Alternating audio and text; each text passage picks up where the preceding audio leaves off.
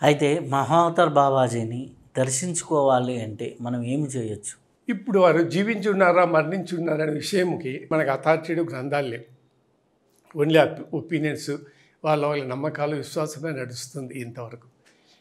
మనం జీవించి ఉన్నాడు అనేటువంటి ప్రూవ్ చేయాలంటే దాని ప్రత్యక్ష జ్ఞాన ప్రమాణాల చేతనే మనం నిరూపించాలి. అంతేగాని భౌతికమైనటువంటి నమ్మకాలు, విశ్వాసాల ఆధారంగా నిరూపించడానికి వీలే.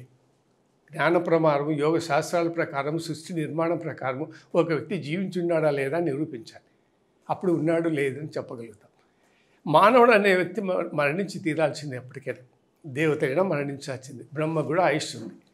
ప్రతి ఒక్కరు మరణించాల్సింది, మ్యాటర్ ఆఫ్ టైం అంతే. అదొక సిద్ధాంతం. ఈ సిద్ధాంతం ప్రకారం తీసుకుంటే మహావతార్ బాబాజీ కూడా ఒక మానవుడే, శారీరక సంబంధంగా పుట్టినవాడే, ఇంద్రియ సంబంధంగా తల్లిదండ్రులకు పుట్టినవాడే, కాబట్టి మరణించి తీరాల్సిందే.